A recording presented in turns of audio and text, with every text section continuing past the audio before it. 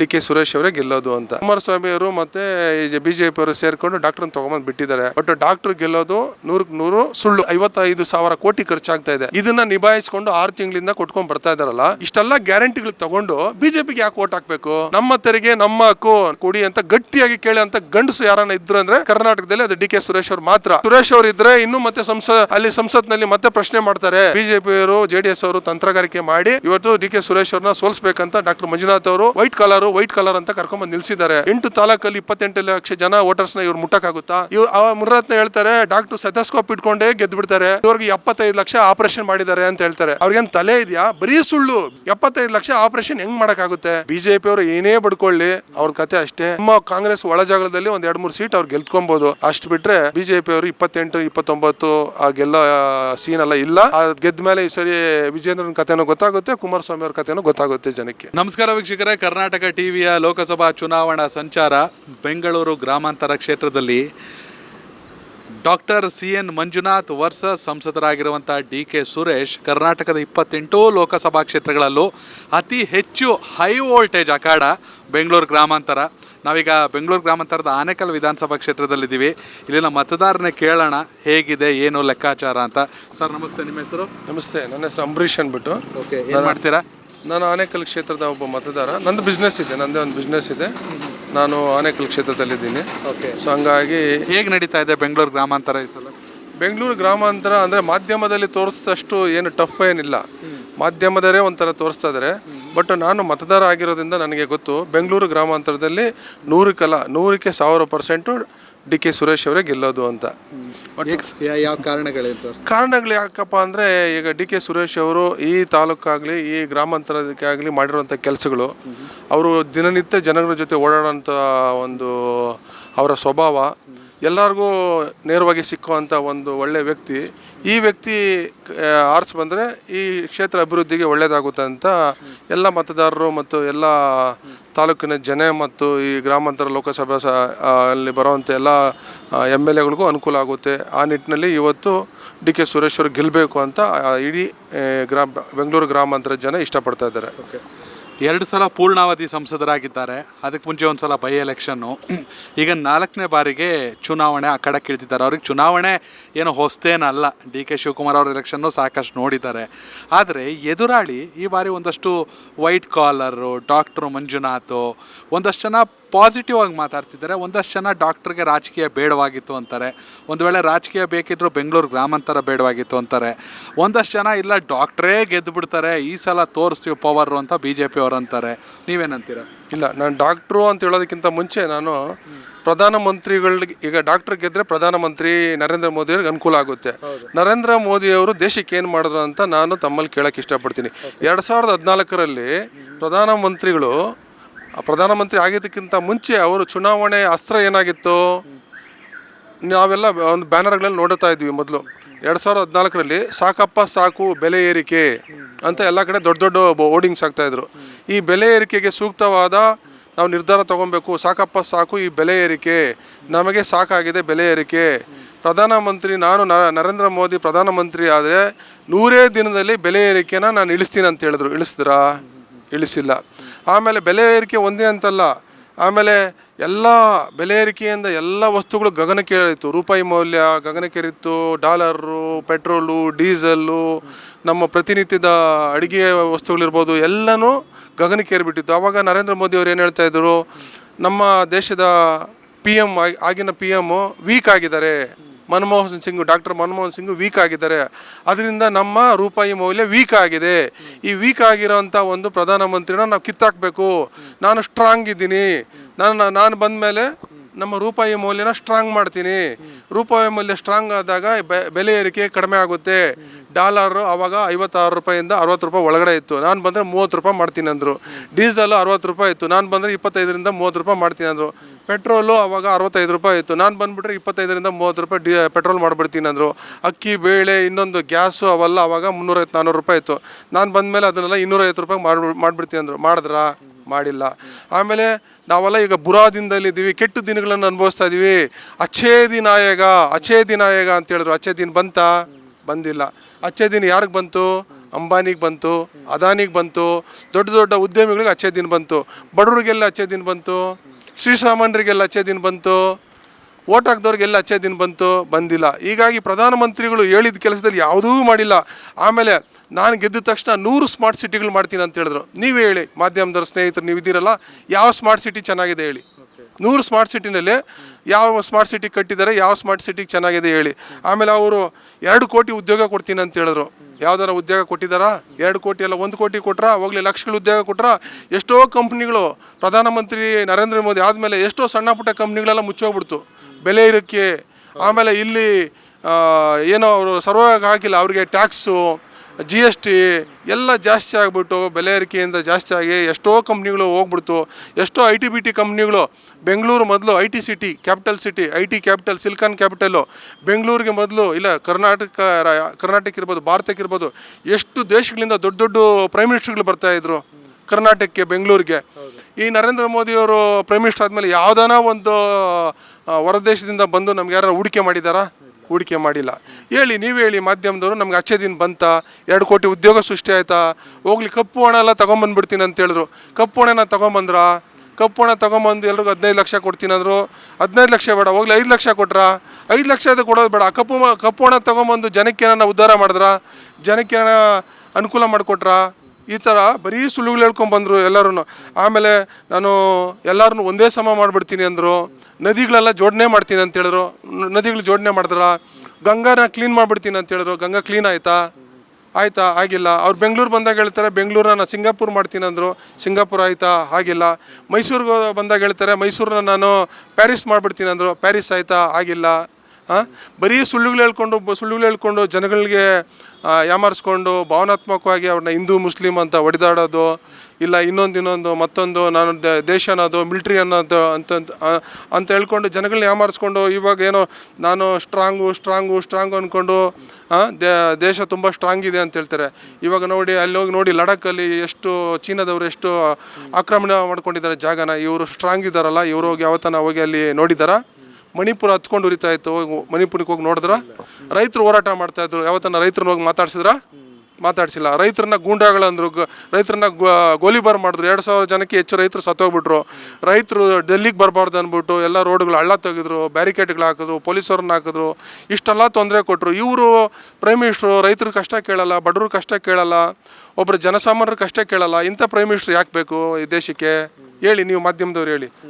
ಆಮೇಲೆ ನಾವು ಸ್ಟ್ರಾಂಗು ಇಲ್ಲಿ BJPಯವರು ಸ್ವಲ್ಪ ಅಂಧಭಕ್ತಿದ್ದಾರೆ. ಅವ್ರು ಹೇಳ್ತಾರೆ ಮೋದಿಯವರಿಂದ ಈ ದೇಶ, ಮೋದಿಯವರಿಂದಲೇ ದೇಶ, ಮೋದಿಯವರು ವಿಶ್ವನಾಯಕ ಅಂತಾರೆ. ನಾನು ಇವ್ರನ್ನ ಕೇಳಕ್ಕೆ ಬಯಸ್ತೀನಿ, ವಿಶ್ವನಾಯಕ ಅಂತ ಮೋದಿ ಹೇಳ್ತಾರಲ್ಲ, ಸ್ಟ್ರಾಂಗ್ ಅಂತ ಮೋದಿ ಹೇಳ್ತಾರಲ್ಲ, ನಮ್ಮ ದೇಶದ ಪಾಸ್ಪೋರ್ಟು ಎಷ್ಟನೇ ಲೆವೆಲಲ್ಲಿದೆ ಅಂತ ಇವ್ರಿಗೆ ಗೊತ್ತಾ? ನಮ್ಮ ದೇಶದ ಪಾಸ್ಪೋರ್ಟ್ ಇದೆಯಲ್ಲ, ಇದ್ರ ರ್ಯಾಂಕಿಂಗ್ ಎಷ್ಟಿದೆ ಅಂತ ಗೊತ್ತಾ ಇವ್ರಿಗೆ? ಹೋಗ್ಲಿ, ನಮ್ಮ ದೇಶದ GDP ಎಷ್ಟಿದೆ ಅಂತ ಗೊತ್ತಾ ಇವರು ಅಂಧಭಕ್ತರಿಗೆ? ನಮ್ಮ GDP ನಮ್ಮ ಪಕ್ಕದಲ್ಲಿರೋ ಶ್ರೀಲಂಕಾ, ಪಕ್ಕದಲ್ಲಿರೋ ಪಾಕಿಸ್ತಾನ, ಪಕ್ಕದಲ್ಲಿರೋ ಇನ್ನೊಂದು ಬಾಂಗ್ಲಾದೇಶಕ್ಕಿಂತ ಕಡಿಮೆ ಆಗಿಬಿಟ್ಟಿದೆ ನಮ್ಮ GDP. ನಮ್ಮದಲ್ಲಿ ದುಡಿಯೋಂಥ ಕೈಗಳು ಜಾಸ್ತಿ ಇದೆ, ಯೂತು ಜಾಸ್ತಿ ಇದ್ದಾರೆ ಇಂಡಿಯಾದಲ್ಲಿ. ಆ ದುಡಿಯೋಂಥ ಶಕ್ತಿಗಳು ಜಾಸ್ತಿ ಇರೋದ್ರಿಂದ ನಮ್ಮದು ಇವತ್ತು ಜೀವನ ನಡೆಸ್ಕೊಂಡು ಹೋಗ್ತಾ ಇರೋದು. ನಮ್ಮಲ್ಲಿ ಏನಾದರೂ ಏಜ್ ಆಗಿರೋರು ಇದ್ದರೆ, ಇನ್ನೊಬ್ರು ಇದ್ದಿದ್ರೆ ನಮ್ಮ ದೇಶ ಇಷ್ಟೊತ್ತು ಮುಳುಗೋಗ್ಬಿಡ್ತಾ ಇತ್ತು. ಸೊ ಇವರು ಡಿಜಿಟಲ್ ಇಂಡಿಯಾ ಮಾಡ್ತೀನಿ ಅಂದರು. ಎಲ್ಲಿಗೆ ಬಂತು ಡಿಜಿಟಲ್ ಇಂಡಿಯಾ? ಮೇಕ್ ಇಂಡಿಯಾ ಮಾಡ್ತೀನಿ ಅಂದ್ರೆ ಎಲ್ಲಿಗೆ ಬಂತು ಮೇಕ್ ಇನ್ ಇಂಡಿಯಾ? ಹೇಳಿ. ಎಲ್ಲ ಸುಳ್ಳು ಹೇಳೋದು. ಆಮೇಲೆ 2000 ಇದಕ್ಕಿಂತ ಹಿಂದಿಂದ ಎಲೆಕ್ಷನಲ್ಲಿ ಪುಲ್ವಾಮಾ ದಾಳಿ ಮಾಡಿಸಿದ್ರು ಇವರೇ. ಮೋದಿ ಇಲ್ಲ ಅಂದರೆ ಮತ್ತೆ ದೇಶದ ಮೇಲೆ ಬಾಂಬ್ಗಳಾಗ್ತಾರೆ, ಇದಾಗ್ತಾರೆ ಅಂತ ಜನಕ್ಕೆ ಏನೋ ಅಂತ ಮನವರಿಕೆ ಮಾಡಿಬಿಟ್ರು, ಜನಕ್ಕೆ ಕನ್ಫ್ಯೂಸ್ ಮಾಡಿಬಿಟ್ರು. ಮತ್ತೆ ಇವ್ರಿಗೆ ಓಟ್ ಹಾಕಿದ್ರು. ಈಗ ಮತ್ತೆ ರಾಮ ಮಂದಿರ ಅಂತ ಹಿಂದೂ ಮುಸ್ಲಿಂ ಅಂತ ಇದು ಮಾಡ್ಕೊಂಡು ಹೋಗ್ತಾ ಇದ್ದಾರೆ. ನಮ್ಮ ದೇಶದಲ್ಲಿ ಕಾಂಗ್ರೆಸ್ ಅವ್ರು ಕಟ್ಟಿದಂಥ ಎಲ್ಲ ಸರ್ಕಾರಿ ಸಂಸ್ಥೆಗಳು ಇವ್ರು ಮಾರ್ಬಿಟ್ರು. ದೊಡ್ಡ ಸಂಸ್ಥೆಗಳು ಕಾಂಗ್ರೆಸ್ ಕಟ್ಟಿದ್ದಂಥ ಎಲ್ಲ ಸಂಸ್ಥೆಗಳು ಇವ್ರು ಮಾರ್ಬಿಟ್ರು. ಅದು ಯಾರಿಗೆ ಮಾಡ್ತಾ ಇರೋದು? ಇವ್ರ ಸ್ನೇಹಿತರಿಗೆಲ್ಲ ಮಾಡ್ತಾ ಇದ್ದಾರೆ, ರಿಯಲ್ ಎಸ್ಟೇಟರ್ಗೆ. ಚೆನ್ನಾಗಿ ನಡೆಯೋಂಥ ಆದಾಯ ತರುವಂಥ ಪೋರ್ಟ್ಗಳು, ಬಂದರುಗಳು, ಏರ್ಪೋರ್ಟ್ಗಳನ್ನ ಇವ್ರ ಫ್ರೆಂಡ್ಗಳಿಗೆ, ಅದಾನಿಗಳಿಗೆ ಮಾರ್ತಾ ಇದ್ದಾರೆ. ಎಲ್ಲಿ ಜನರಿಗೆ ಎಲ್ಲಿ ಅನುಕೂಲ ಆಗ್ತಾ ಇದೆ? ಮೋದಿ ಬಂದ ಮೇಲೆ ರೂಪಾಯಿ ಮೌಲ್ಯ ಏನಾದ್ರು ಕಡಿಮೆ ಆಯಿತಾ? ರೂಪಾಯಿ ಮೌಲ್ಯ ಕಡಿಮೆ ಆಗ್ತಾ ಇದೆ, ಜಾಸ್ತಿ ಆಯಿತಾ? ಡಾಲರ್ ರೇಟ್ ಕಡಿಮೆ ಆಗ್ತಾ ಇದೆಯಾ? ಆಗಿಲ್ಲ, ಜಾಸ್ತಿ ಆಗ್ತಾ ಇದೆ. ಹಿಂಗೆ ಇವರೆಲ್ಲ ಏನು ಮಾಡ್ತಾರೆ? ಯಾರನ್ನೊಬ್ಬ ಸ್ಟ್ರಾಂಗ್ ಇದ್ದಾರೆ ಅಂದರೆ ಅವ್ರ ಮೇಲೆ IT, ED ಇವ್ರನ್ನೆಲ್ಲ ಬಿಡೋದು, ದಾಳಿ ಮಾಡಿಸೋದು, ಅವ್ರನ್ನ ಎದುರಿಸೋದು, ಎತ್ಕೊಂಡೋಗಿ ಜೈಲಿಗೆ ಹಾಕ್ಸ್ಕೊಳ್ಳೋದು, ತಿರುಗಿ ಅವ್ರ ಪಾರ್ಟಿಗೆ ಸೇರಿಸ್ಕೊಳ್ಳೋದು, ಇಂಥ ಕೆಲಸ ಮಾಡಿಸ್ಕೊಂಡು ಬರ್ತಾ ಇದ್ದಾರೆ. ಆಮೇಲೆ ಡಾಕ್ಟರ್ ಮಂಜುನಾಥ್ ಅವ್ರಿಗೆ ನಾನು ಹೇಳ್ತೀನಿ, ಅವಳು ಒಳ್ಳೆ ಅಭ್ಯರ್ಥಿ ಇರ್ಬೋದು. ಡಾಕ್ಟರ್ ಮಂಜುನಾಥ್ ಅವರು ವೈಟ್ ಕಾಲರ್ ಇರ್ಬೋದು, ಡಾಕ್ಟರ್ ಇರ್ಬೋದು. ಬಟ್ ಡಾಕ್ಟ್ರನ್ನ ಈಗ ನಾವು ಜನಸಾಮಾನ್ಯರಿಗೆ ಪಬ್ಲಿಕ್ಕಿಗೆ ಬಂದು ಕೆಲಸ ಮಾಡೋಷ್ಟು ಡಾಕ್ಟ್ರಿಗೆ ಅಷ್ಟು ತಾಳ್ಮೆ ಇರಲ್ಲ. ಯಾಕಂದರೆ ಅವರು ಇಷ್ಟು ವರ್ಷ 35 ವರ್ಷ ಸರ್ವಿಸ್ ಮಾಡಿದ್ದಾರೆ, AC ರೂಮಲ್ಲಿ ನಿಂತ್ಕೊಂಡು ಕೆಲಸ ಮಾಡಿದ್ದಾರೆ. AC ರೂಮಲ್ಲಿ ಕೆಲಸ ಮಾಡಿರೋರು ದಿನ ಬಂದು ಬಿಸಿಲು ಮಳೆ ಗಾಳಿನಲ್ಲಿ ಓಡಾಡಿ ಕೆಲಸ ಮಾಡೋಕ್ಕಾಗಲ್ಲ. ಆಮೇಲೆ ಕೋವಿಡ್ ಟೈಮಲ್ಲಿ ಅವ್ರನ್ನ ಕರ್ನಾಟಕ ಸರ್ಕಾರನೇ ಅವ್ರನ್ನ ಒಬ್ಬ ಕೋವಿಡನ್ನು ರಾಯಭಾರಿಯಾಗಿ ಮಾಡಿಕೊಂಡು ಕೋವಿಡ್ ಬಗ್ಗೆ ಮಾಹಿತಿ ಕೊಡೋದಕ್ಕೆ ಅವ್ರನ್ನ ತೊಗೊತಾಯಿದ್ರು. ಅದರಲ್ಲಿ ಅವ್ರು ಸ್ವಲ್ಪ ಪಬ್ಲಿಸಿಟಿ ಆಗಿದ್ದರು ಕೋವಿಡ್ ಟೈಮಲ್ಲಿ. ಆದ್ದರಿಂದ ಇವಾಗ ಡಾಕ್ಟ್ರನ್ನ ಯಾರೂ ಕ್ಯಾಂಡಿಡೇಟ್ ಸಿಕ್ಕಿಲ್ಲ ಅಂಥೇಳಿ ಕುಮಾರಸ್ವಾಮಿಯವರು ಮತ್ತು BJP ಅವರು ಸೇರಿಕೊಂಡು ಡಾಕ್ಟ್ರನ್ನ ತೊಗೊಂಬಂದು ಬಿಟ್ಟಿದ್ದಾರೆ. ಬಟ್ ಡಾಕ್ಟ್ರ್ ಗೆಲ್ಲೋದು 100ಕ್ಕೆ 100 ಸುಳ್ಳು. ಡಾಕ್ಟ್ರ್ ಕೈಯಲ್ಲಿ ಗೆಲ್ಲಕ್ಕಾಗಲ್ಲ. ಯಾಕಂತೇಳಿದ್ರೆ ಕೋವಿಡ್ ಅಂತ ಮಹಾಮಾರಿ ಸಂದರ್ಭದಲ್ಲಿ ನಮ್ಮ DK ಸುರೇಶ್ ಅಂತವ್ರು ಬಂದು ಬೀದಿಗೆ ನಿಂತು ಹೋರಾಟ ಮಾಡಿದ್ದಾರೆ. ಬಡವರಿಗೆ ಅಕ್ಕಿ ಕಿಟ್ಗಳು ಕೊಟ್ಟಿದ್ದಾರೆ. ರೈತರಿಗೆ ಹೋಗಿ ತೋಟದಲ್ಲಿ ಬೆಳೆದಿರೋಂಥ ಆಹಾರಗಳನ್ನ ತರಕಾರಿಗಳನ್ನ ಅವರೇ ಖರೀದಿ ಮಾಡಿದ್ದಾರೆ. ಖರೀದಿ ಮಾಡಿ ಜನಸಾಮಾನ್ಯರಿಗೆ ಕೊಟ್ಟಿದ್ದಾರೆ ಫ್ರೀಯಾಗಿ ಅವರು. ಆಮೇಲೆ ಎಲ್ಲ ಆಸ್ಪತ್ರೆಗಳು ಅವರೇ PPP ಕಿಟ್ ಹಾಕ್ಕೊಂಡೋಗಿ ಆಸ್ಪತ್ರೆಗಳು ನೋಡಿದ್ದಾರೆ ಸುರೇಶ್ ಅವರು. ಅವ್ರೇನು ಮನೇಲಿ ಕೂತ್ಕೊಂಡಿಲ್ಲ. ಕುಮಾರಸ್ವಾಮಿ ಅವರು ಒಂದು ದಿವಸ ಆದರೂ ಬಂದು ಕೋವಿಡ್ ಟೈಮಲ್ಲಿ ಎಲ್ಲ ಪಬ್ಲಿಕಲ್ಲಿ ಕಾಣಿಸ್ಕೊಟ್ಟು ತಾವು ನೋಡಿದ್ದೀರಾ? ಮಾಧ್ಯಮದವರು ನೋಡಿದ್ರಾ? ನೋಡಿಲ್ಲ ನೀವು. ಸೊ ಹಂಗಾಗಿ ಆಮೇಲೆ ಇನ್ನೊಂದು ನಿಮಗೆ ಡಾಕ್ಟ್ರ್ ಈಗ ಹೇಳ್ತೀವಲ್ಲ, ಇದೇ ಡಾಕ್ಟರ್ ಮಂಜುನಾಥ್ ಅವ್ರಿಗೆ ಗೊತ್ತು. ಪ್ರಧಾನಮಂತ್ರಿಗಳು ಕೋವಿಡ್ ಸಮಯದಲ್ಲಿ ಜನನ ಹಾದಿ ತಪ್ಪಿಸ್ಕೊಂಡಿದ್ರು. ಆಮೇಲೆ ವ್ಯಾಕ್ಸಿನ್ ಅವರು ಪ್ರಧಾನಮಂತ್ರಿ ಫ್ರೀಯಾಗಿ ಕೊಟ್ಟಿಲ್ಲ. ವ್ಯಾಕ್ಸಿನ್ನ ಫ್ರೀಯಾಗಿ ಕೊಡುವಂಥ ಸುಪ್ರೀಂ ಕೋರ್ಟ್ ಅವ್ರಿಗೆ ಆರ್ಡರ್ ಮಾಡ್ತು. ಇದನ್ನು ಎಷ್ಟೋ ಜನಕ್ಕೆ ಗೊತ್ತಿಲ್ಲ. ವ್ಯಾಕ್ಸಿನ ಇವರು ಒಂದೊಂದು ಹಾಸ್ಪಿಟ್ಲಿಗೆ ಇಷ್ಟಿಷ್ಟು, ಒಂದೊಂದು ಸಿರಮ್ಗೆ ಇಷ್ಟು ಅಂತ 1750 ರೂಪಾಯಿ ಒಂದು, 2000 ರೂಪಾಯಿ ಒಂದು, 2 ವ್ಯಾಕ್ಸಿನ್ ಕಂಡು ಹಿಡಿದು 2 ವ್ಯಾಕ್ಸಿನ್ಗೆ ಅಮೌಂಟ್ ಫಿಕ್ಸ್ ಮಾಡಿದ್ರಿ ಇವರು. ಆಮೇಲೆ ನೀವು ಪ್ರೈವೇಟ್ ಹಾಸ್ಪಿಟಲ್ ಹಾಕ್ಸ್ಕೊಂಡ್ರೆ 4000 ರೂಪಾಯಿ, ಗೌರ್ಮೆಂಟ್ ಹಾಸ್ಪಿಟ್ಲ್ ಹಾಕ್ಸ್ಕೊಂಡ್ರೆ 1700 ರೂಪಾಯಿ, 2000 ರೂಪಾಯಿ ಅಂತ ವ್ಯಾಕ್ಸಿನ್ ಇವ್ರು ಫಿಕ್ಸ್ ಮಾಡಿ ಎಲ್ಲ ಕಡೆ ರೇಟ್ ಎಲ್ಲ ಡಿಸ್ಟ್ರಿಬ್ಯೂಟ್ ಮಾಡಿಬಿಟ್ರು. ಸುಪ್ರೀಂ ಕೋರ್ಟ್ ಅವರು ಇವ್ರಿಗೆ ಉಗಿದ ಮೇಲೆ ಚೆನ್ನಾಗಿ ಇವರು ಆಮೇಲೆ ವ್ಯಾಕ್ಸಿನ್ ಫ್ರೀ ಕೊಟ್ಟಿದ್ದು. ನಮಗೆ ಕೋವಿಡ್ ಟೈಮಲ್ಲಿ ಆಕ್ಸಿಜನ್ ಕೊಟ್ಟರೆ ಇವರು ಆಕ್ಸಿಜನ್ ಕೊಟ್ಟಿಲ್ಲ. ಆಕ್ಸಿಜನ್ ಕೊಡ್ಬೇಕಾದ್ರೆ ನಾವು ಸುಪ್ರೀಂ ಕೋರ್ಟ್ ಅವ್ರ ಹತ್ರ ರಿಕ್ವೆಸ್ಟ್ ಮಾಡ್ತಾಯಿದ್ರಿ. ಸುಪ್ರೀಂ ಕೋರ್ಟ್ ಅವರು ನಮ್ಗೆ ಆಕ್ಸಿಜನ್ ಕೊಡ್ತಾಯಿದ್ರು. ಈ ಥರದ್ದು ನರೇಂದ್ರ ಮೋದಿಯಿಂದ ದೇಶಕ್ಕೆ ಯಾವುದೂ ಒಂದು ಒಳ್ಳೆ ಅನುಕೂಲ ಆಗಿಲ್ಲ. ಹೋರಾಟ ಮಾಡಿದವ್ರನ್ನ ಗೂಂಡಾಗಳಂತಾರೆ, ಅವ್ರನ್ನ ಬಂಧಿಸ್ತಾರೆ. ಆಮೇಲೆ ನಮ್ಮ ಕರ್ನಾಟಕಕ್ಕೆ ಬರಬೇಕಾದಂಥ ಟ್ಯಾಕ್ಸು ಕರೆಕ್ಟಾಗಿ ಕೊಡ್ತಾ ಇದ್ದಾರಾ? ಹೇಳಿ, ನೀವು ಮಾಧ್ಯಮದವ್ರು ಹೇಳಿ. ನಾವು 100 ರೂಪಾಯಿ ಕಟ್ಟಿದ್ರೆ ನಮಗೆ ಕೊಡ್ತಾ ಇರೋದು ಬರೀ 12 ರೂಪಾಯಿ. 100 ರೂಪಾಯಿ ನಾವು ಟ್ಯಾಕ್ಸ್ ಕಟ್ಟಿದ್ರೆ ನಮಗೆ ಕೊಡಬೇಕಾಗಿದ್ದವರು 100 ರೂಪಾಯಿ ಇಲ್ಲ ಒಂದು 80 ರೂಪಾಯಿ ಕೊಡಬೇಕು. ನಾವು 100 ರೂಪಾಯಿ ಕಟ್ಟಿದ್ರೆ ಇವ್ರು ನಮ್ಗೆ 12 ರೂಪಾಯಿ ಕೊಡ್ತಾರೆ. ಇದೇ ಉತ್ತರ ಪ್ರದೇಶಕ್ಕೆ ಎತ್ಕೊಂಡು 250 ರೂಪಾಯಿ ಕೊಡ್ತಾ ಇದ್ದಾರೆ. ಮಧ್ಯಪ್ರದೇಶಿಗೆ 350 ರೂಪಾಯಿ ಕೊಡ್ತಾ ಇದ್ದಾರೆ. ಬಿಹಾರ ಆ ಕಡೆ ಈ ಕಡೆ ಎಲ್ಲ 250-300 ರೂಪಾಯಿ ಕೊಡ್ತಾ ಇದ್ದಾರೆ. ಉತ್ತರ ಪ್ರದೇಶಕ್ಕೆಲ್ಲ ಅಭಿವೃದ್ಧಿ ಮಾಡ್ತಾ ಇದ್ದಾರೆ. ನಮ್ಮ Karnataka tax, south India tax ನಮಗೆ ಕೊಡ್ತಾ ಇಲ್ಲ. ಸೊ ನಮಗೆ ಬರಬೇಕಾಗಿದ್ದ ಲಕ್ಷಾಂತರ ಕೋಟಿ ಟ್ಯಾಕ್ಸ್ ಕಟ್ಟಿದ್ರೆ ಇವತ್ತು ಬೆಂಗಳೂರು ಉದ್ಧಾರ ಆಗ್ತಾಯಿತ್ತು. ಬೆಂಗಳೂರಲ್ಲಿ ಟ್ರಾಫಿಕ್ ಸಮಸ್ಯೆ ಇರ್ತಾಯಿದ್ದಿಲ್ಲ. ಫ್ಲೈಓವರ್ಗಳು ಮಾಡ್ತಾಯಿದ್ವಿ, ರೋಡ್ಗಳು ಮಾಡ್ತಾಯಿದ್ವಿ, ಅಂಡರ್ಗ್ರೌಂಡ್ಗಳು ಮಾಡ್ತಾಯಿದ್ವಿ, ಆಮೇಲೆ ನದಿ ಜೋಡಿಗಳು ಮಾಡ್ತಾಯಿದ್ವಿ, ನದಿಗಳಿಗೆ ನೀರು ತುಂಬಿಸ್ತಾ ಇದ್ವಿ. ಇಷ್ಟೆಲ್ಲ ನಮಗೆ ಡೆವಲಪ್ಮೆಂಟ್ ಆಗದಿರೋದಕ್ಕೆ ಮೇನ್ ಕಾರಣ 10 ವರ್ಷದಲ್ಲಿ ಕರ್ನಾಟಕಕ್ಕೆ ಇವರೇ, ಮೋದಿಯವರೇ ಕಾರಣ. ಸೊ ಇಷ್ಟೆಲ್ಲ ಇಟ್ಕೊಂಡು BJP ಅವರಿಗೆ ಓಟ್ ಹಾಕಿ ಅಂತಾರೆ. ನಾನು ಹಂಗಾಗಿದ್ರೆ ನಾನು ರಾಜ್ಯದ ವಿಚಾರಕ್ಕೆ ಬರೋಣ. ಕರ್ನಾಟಕದಲ್ಲಿ ಇವತ್ತು ಕಾಂಗ್ರೆಸ್ ಸರ್ಕಾರ ಇದೆ. ಕಾಂಗ್ರೆಸ್ ಸರ್ಕಾರ ಬಂದು 6 ತಿಂಗಳಲ್ಲಿ 5 ಘೋಷಣೆಗಳು ಅವ್ರು ಅನೌನ್ಸ್ ಮಾಡಿದ್ರು. 5 ಘೋಷಣೆಗಳು ಕೊಟ್ಟಿದ್ದಾರೆ. ಏನು? ಮಹಿಳೆಯರಿಗೆ ಉಚಿತ ಬಸ್ ಫ್ರೀ, 200 ವಿದ್ಯುತ್ ಕರೆಂಟ್ ಬಿಲ್ ಫ್ರೀ, ಆಮೇಲೆ ಇದು ಗೃಹಲಕ್ಷ್ಮಿ 2000 ರೂಪಾಯಿ, ಪ್ರತಿಯೊಬ್ಬ ಮನೆ ಒಡತಿಗೆ 2 ಲಕ್ಷ ರೂಪಾಯಿ ಫ್ರೀ ಬಸ್ಸು, ಆಮೇಲೆ ಯುವ ನಿಧಿ ಅಂದ್ಬಿಟ್ಟು 5 ಗ್ಯಾರಂಟಿಗಳು ಕೊಡ್ತಾ ಇದೆ. ಇದ್ರ 55,000 ಕೋಟಿ ಖರ್ಚಾಗ್ತಾ ಇದೆ. ಇದನ್ನು ನಿಭಾಯಿಸ್ಕೊಂಡು 6 ತಿಂಗಳಿಂದ ಕೊಟ್ಕೊಂಡು ಬರ್ತಾ ಇದ್ದಾರಲ್ಲ. ಕರ್ನಾಟಕದ ಜನ ಇಷ್ಟೆಲ್ಲ ಗ್ಯಾರಂಟಿಗಳು ತಗೊಂಡು BJPಗೆ ಯಾಕೆ ಓಟ್ ಹಾಕಬೇಕು? ಹೌದಲ್ವಾ? ಕರ್ನಾಟಕದ ಜನಕ್ಕೆ, ಹೆಣ್ಮಕ್ಳಿಗೆ ಬಸ್ಸಲ್ಲಿ ಓಡಾಡೋದಕ್ಕೆ ಫ್ರೀ, ಮನೆ ಒಡತಿಗೆ 2000 ರೂಪಾಯಿ ಫ್ರೀ, ವಿದ್ಯುತ್ ಫ್ರೀ, ಯುವ ನಿಧಿ ಫ್ರೀ, ಎಲ್ಲ ಫ್ರೀ ಕೊಟ್ಟಾಗ ಇವರ ಇಷ್ಟೆಲ್ಲ ಈಗ ಅದರಲ್ಲಿ ಕಾಂಗ್ರೆಸ್ ಅವರು ಅಂತಲ್ಲ, BJP ಅವರು ಅಂತಲ್ಲ, JDS ಅಂತಾರೋ ಎಲ್ಲರಿಗೂ ಫ್ರೀನೇ. ಅದು ಯಾರು ಬೇಕೋ ತೊಗೊಬೋದು. ಯಾರು ಅರ್ಜಿ ಹಾಕಿದಾರೋ ಅವ್ರಿಗೆಲ್ಲ ಇವತ್ತು ಕೋಟಿ ಜನಕ್ಕೆ ಇವತ್ತು ಕರ್ನಾಟಕ ಸರ್ಕಾರ ಕೊಡ್ತಾ ಇದೆ. ಇಷ್ಟೆಲ್ಲ ತಗೊಂಡು ಈಗ ಇದು 2000 ರೂಪಾಯಿ ಇರ್ಬೋದು, ಇಲ್ಲ ಫ್ರೀ ಇರ್ಬೋದು. ಬೆಂಗಳೂರು ಅಂತ ಮಹಾನಗರದಲ್ಲಿ ಅದನ್ನ ಎಫೆಕ್ಟ್ ಇಲ್ಲದೇ ಇರ್ಬೋದು. ಬಟ್ಟು ರೂರಲಲ್ಲಿ, ಹಳ್ಳಿನಲ್ಲಿ 2000 ರೂಪಾಯಿ ಅನ್ನೋದು ಭಾಳ ಇಂಪಾರ್ಟೆಂಟ್ ಆಗಿದೆ. 2000 ರೂಪಾಯಿ ಅಂತ ಬರೋಂಥ ಹೆಣ್ಮಕ್ಳಿಗೆ ಇವತ್ತು ಅವರು ಮನೆ ನಡೆಸೋದಕ್ಕಾಗ್ತಾ ಇದೆ. ಗಂಡ ಇಲ್ದಂಥವ್ರಿಗೆ ಮನೆ ನಡ್ಸೋಕ್ಕಾಗ್ತಾ ಇದೆ. ಬಡವರಿಗೆ 2000 ರೂಪಾಯಿ ಕೂಡಿ ಇಟ್ಕೊಂಡು, ಇವಾಗ ನಾವು ಮಾಧ್ಯಮದಲ್ಲಿ ನೋಡ್ತಾ ಇದ್ದೀವಿ, ತಮ್ಮ ಮಾಧ್ಯಮದಲ್ಲೇ ನೋಡಿದ್ದೀನಿ, ಕೂಡಿ ಇಟ್ಟಿರೋ ಜನದಲ್ಲಿ ಇವತ್ತು TV ತೊಗೊತಾ ಇದ್ದಾರೆ, ಫ್ರಿಡ್ಜ್ ತೊಗೊತಾ ಇದ್ದಾರೆ, ಎಷ್ಟೋ ಮಕ್ಕಳಿಗೆ ವಿದ್ಯಾಭ್ಯಾಸಕ್ಕೆ ಆಗ್ತಾ ಇದೆ. ಇಷ್ಟೆಲ್ಲ ಗ್ಯಾರಂಟಿಗಳು ಕೊಟ್ಟಿರೋಂಥ ಕರ್ನಾಟಕ ಸರ್ಕಾರ ಇವತ್ತು ಕರ್ನಾಟಕದಲ್ಲಿ BJP ಅವರು 28ಕ್ಕೆ 28 ಗೆಲ್ತೀನಿ ಅಂತ ಯಾವ ಆಧಾರದ ಮೇಲೆ ಹೇಳ್ತಾ ಇದ್ದಾರೆ? ಇಷ್ಟೆಲ್ಲ ಸುಳ್ಳು ಹೇಳ್ಕೊಂಡು ಕರ್ನಾಟಕ ಸರ್ಕಾರ ಬಡವರಿಗೆ ಇಷ್ಟೆಲ್ಲ ಅನುಕೂಲ ಮಾಡ್ಕೊಂಡು ಬರ್ತಾ ಇದೆ. ತಿರುಗಿ ಅವ್ರು 28 ಸೀಟ್ ನಾವು ಗೆಲ್ತೀನಿ ಅಂತ ಕೂತ್ಕೊಂಡಿದ್ದಾರಲ್ಲ, ಯಾವ ಮಕ ಇಟ್ಕೊಂಡು ಗೆಲ್ತಾರೆ ಅವರು? ಸೊ ಹಂಗಾಗಿ ಡಾಕ್ಟರ್ ಮಂಜುನಾಥ್ ಅವ್ರ ಬಗ್ಗೆ ನಮಗೇನು ಅಭ್ಯಂತರ ಏನಿಲ್ಲ, ಅವ್ರು ಒಳ್ಳೆ ಕ್ಯಾಂಡಿಡೇಟ್ ಇರ್ಬೋದು.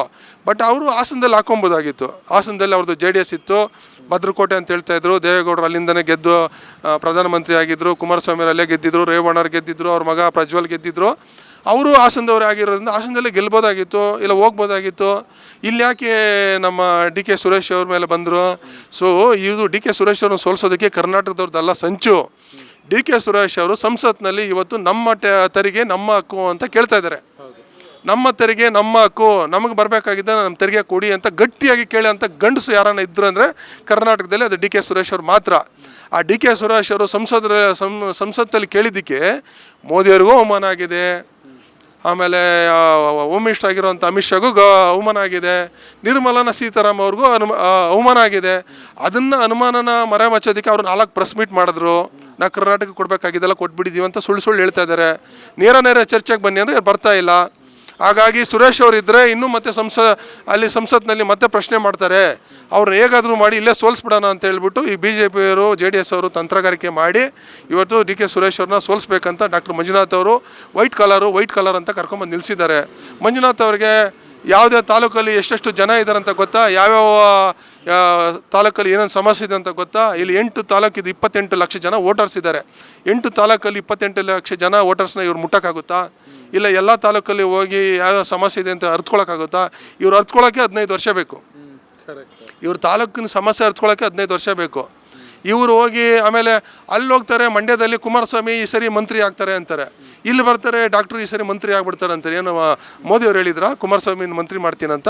ಇಲ್ಲ ಅಮಿತ್ ಶಾ ಹೇಳಿದ್ರಾ ಇಲ್ಲಿ ಡಾಕ್ಟ್ರ್ ಮಂತ್ರಿ ಮಾಡ್ತೀನಂತ? ಜನಗಳನ್ನ ಯಾಮಾರಿಸೋಂಥದ್ದು, ಜನಗಳನ್ನ ದಿಕ್ ತಪ್ಪಿಸೋಂಥದ್ದು. ಯಾಕೆ ಕುಮಾರಸ್ವಾಮಿನೇ ಮಂತ್ರಿ ಆಗೋದು, ಡಾಕ್ಟರ್ ಮಂಜುನಾಥೇ ಮಂತ್ರಿ ಆಗಂಗಿದ್ರೆ BJPಯಲ್ಲಿ ಇಲ್ಲಿ ಯಾರು ಮಂತ್ರಿ ಆಗೋಂಥ ಅರ್ಹತೆ ಯಾರಿಗಿಲ್ವಾ?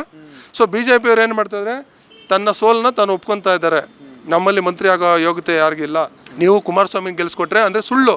ಅಲ್ಲಿ ಕುಮಾರಸ್ವಾಮಿ ಸೋಲೋದು ಖಂಡಿತ, ಇಲ್ಲಿ ಡಾಕ್ಟರ್ ಮಂಜುನಾಥ್ ಅವ್ರು ಸೋಲೋದು ಖಂಡಿತನೇ. ಇಲ್ಲಿ ಯಾವುದೇ ಕಾರಣಕ್ಕೂ ಕರ್ನಾಟಕದಲ್ಲಿ BJPಯವರು ಅವ್ರು ಹೇಳ್ಕೊಂಡಷ್ಟು 25-26 ಸೀಟ್ ಬರೋದು ಸುಳ್ಳು. ನಿಮಗೂ ಗೊತ್ತು ಈ ಸರಿ ಕರ್ನಾಟಕದಲ್ಲಿ ಜನ ಯಾಕಂದರೆ ಇವತ್ತು ಈ ಗ್ಯಾರಂಟಿಗಳು ಸಿದ್ದರಾಮಯ್ಯ ಸರ್ಕಾರ, DK ಶಿವಕುಮಾರ್ ಅವ್ರ ಸರ್ಕಾರ ಎಲ್ಲರೂ ಸೇರಿ ಒಟ್ಟಾಗಿ ಇವತ್ತು ಏನೋ ಈ ಸರ್ಕಾರದಿಂದ ಕೊಡ್ಬೇಕಂತ ಸವಲತ್ತುಗಳು ಕೊಡ್ತಾ ಇದ್ದಾರೆ. ಅದನ್ನೆಲ್ಲ ಜನಗಳಿಗೆ ತಲುಪಿಸ್ತಾ ಇದ್ದಾರೆ.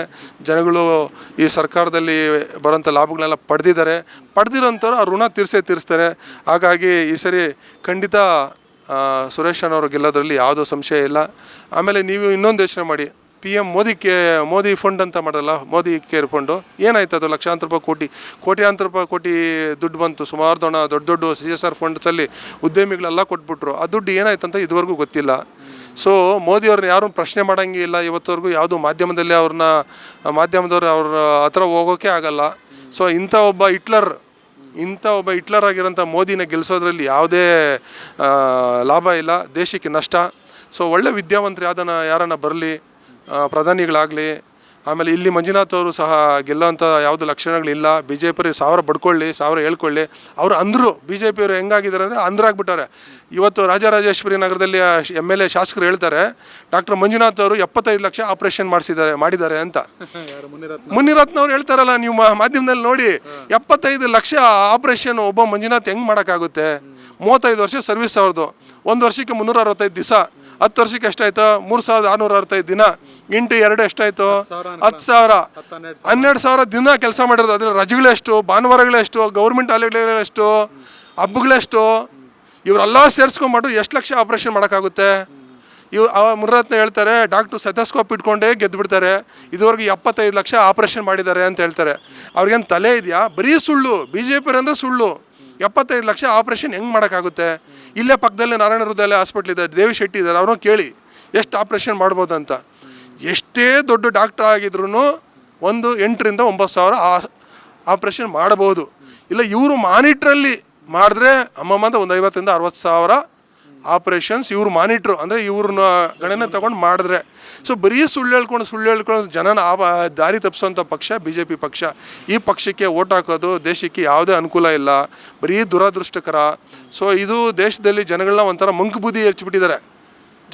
ಜನಗಳಿಗೆ ಎಲ್ಲ ಈ ವಾಟ್ಸಪ್ಪು, ಫೇಸ್ಬುಕ್ಕು, ಯೂನಿವರ್ಸಿಟಿನೆಲ್ಲ ಸುಳ್ಳು ಹಬ್ಬಿಸಿ ಜನಗಳನ್ನ ಮಂಕು ಬುದ್ಧಿ ಮಾಡಿಬಿಟ್ಟಿದ್ದಾರೆ. ಜನಗಳು ಈ ವಾಟ್ಸಪ್ಪಲ್ಲಿ ಬರೋದೇ ನಿಜ, ವಾಟ್ಸಪ್ಪಲ್ಲಿ ಬಂದಿರೋದೇ ನಿಜ, ಈ ಫೇಸ್ಬುಕ್ಕಲ್ಲಿ ಬಂದಿರೋದೇ ನಿಜ ಅಂದ್ಕೊಂಡು ಅಷ್ಟು ಸುಳ್ಳು ಮೈಂಡ್ಗೆ ತೊಗೊಂಡ್ಬಿಟ್ಟಿದ್ದಾರೆ. ಸೊ ಎಷ್ಟು ಸೀಟ್ ಗೆಲ್ಬೋದು ಸರ್ ಕಾಂಗ್ರೆಸ್? ಕಾಂಗ್ರೆಸ್ಸು ನಮ್ಮ DK ಶಿವಕುಮಾರ್ ಹೇಳ್ದಂಗೆ 20ರಿಂದ 21 ಸೀಟ್ 100% ಗೆದ್ದೇ ಗೆಲ್ತಾರೆ. ಯಾಕೆಂದರೆ DK ಅವ್ರ ಸರ್ವೆ ಪಕ್ಕ ಇರುತ್ತೆ. ಅವರು ಅಷ್ಟೇ ಹೋದ ಸರಿ ಕರ್ನಾಟಕದಲ್ಲಿ 135ರಿಂದ 136 ಸೀಟ್ ಗೆಲ್ತೀವಿ ಅಂತ ಹೇಳಿದರು. 136 ಸೀಟೇ ಗೆಲ್ಲಬೇಕಾಯಿತು. ನಮ್ಮ ಸೌಮ್ಯ ರೆಡ್ಡಿ ಅವ್ರದ್ದು ಕಡಿಮೆ ಅಂತರದಲ್ಲಿ ಹೋಯ್ತು, 135 ಸೀಟ್ ಗೆದ್ದಿದ್ದೀವಿ. ಈ ಸಾರಿ ಕರ್ನಾಟಕದಲ್ಲಿ ಲೋಕಸಭೆಯಲ್ಲಿ 21ರಿಂದ 22 ಸೀಟ್ ನಾವು ಗೆಲ್ತೀವಿ, ಇದ್ರಲ್ಲಿ ಯಾವುದೇ ಸಂಶಯ ಇಲ್ಲ. BJP ಅವರು ಏನೇ ಬಡ್ಕೊಳ್ಳಿ ಅವ್ರ ಕತೆ ಅಷ್ಟೇ.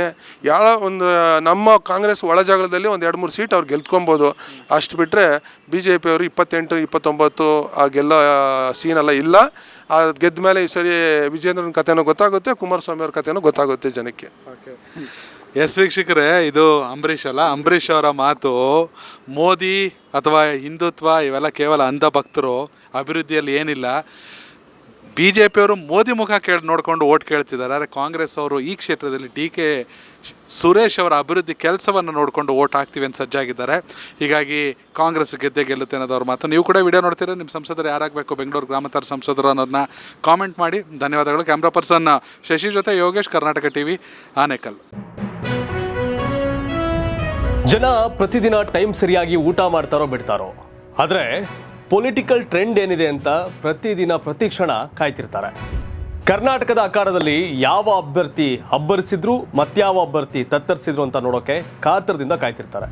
28 ಕ್ಷೇತ್ರಗಳ ಪ್ರತಿದಿನದ ಪಬ್ಲಿಕ್ ಪಲ್ಸ್ ಏನು, ಪ್ರಚಾರದಲ್ಲಿ ಯಾರ ಮುಂದೆ ಯಾರ ಹಿಂದೆ ಎಲ್ಲ ಮಾಹಿತಿಯನ್ನು ನಾವು ಕೊಡ್ತೇವೆ. ಕರ್ನಾಟಕ ಕುರುಕ್ಷೇತ್ರ 28 ಕ್ಷೇತ್ರಗಳ ಡೈಲಿ ನ್ಯೂಸ್ ಪ್ರತಿದಿನ ರಾತ್ರಿ 8 ಗಂಟೆಗೆ ಯೂಟ್ಯೂಬ್ನಲ್ಲಿ ಕರ್ನಾಟಕ TV ಅಂತ ಸರ್ಚ್ ಮಾಡಿ, ನಂತರ ನಮ್ಮ ಕರ್ನಾಟಕ TV ಸಬ್ಸ್ಕ್ರೈಬ್ ಮಾಡಿ. ಸಬ್ಸ್ಕ್ರೈಬ್ ಆದಮೇಲೆ ನಿಮಗೆ ಹೋಮ್ ಪೇಜ್ ಬಂದರೆ ಕಮ್ಯುನಿಟಿ ಅನ್ನೋ ಆಪ್ಷನ್ ಸಿಗುತ್ತೆ. ಈ ಕಮ್ಯುನಿಟಿ ಆಪ್ಷನ್ ಕ್ಲಿಕ್ ಮಾಡಿದ್ರೆ ನಿಮ್ಮ ಕೆಳಗಡೆ 28 ಲೋಕಸಭಾ ಕ್ಷೇತ್ರಗಳ ಒಂದು ಪೋಲ್ ಕ್ರಿಯೇಟ್ ಮಾಡಲಾಗಿದೆ. ನೀವು ಹೋಗಿ 28 ಕ್ಷೇತ್ರಗಳಲ್ಲಿ ಯಾರು ಗೆಲ್ತಾರೆ, ಯಾರು ಗೆಲ್ಲಬೇಕು, ನಿಮ್ಮ ಸಪೋರ್ಟ್ ಯಾರಿಗೆ ಅಂತ ಅಲ್ಲಿ ನೀವು ಕ್ಲಿಕ್ ಮಾಡ್ಬೋದು, ಅಂದರೆ ವೋಟ್ ಮಾಡ್ಬೋದು. ಇಲ್ಲೇನು ವೋಟಿಂಗ್ ಆಗುತ್ತೆ ನಾವು ಪ್ರತಿದಿನ ನಾವು ನ್ಯೂಸಲ್ಲಿ ನಿಮಗೆ ಅಪ್ಡೇಟ್ ಮಾಡ್ತಿರ್ತೀವಿ. ಇದು ಮತದಾನದ ದಿನದವರೆಗೂ ಕೂಡ ಈ ಪೋಲಿಂಗ್ ಓಪನ್ ಇರುತ್ತೆ.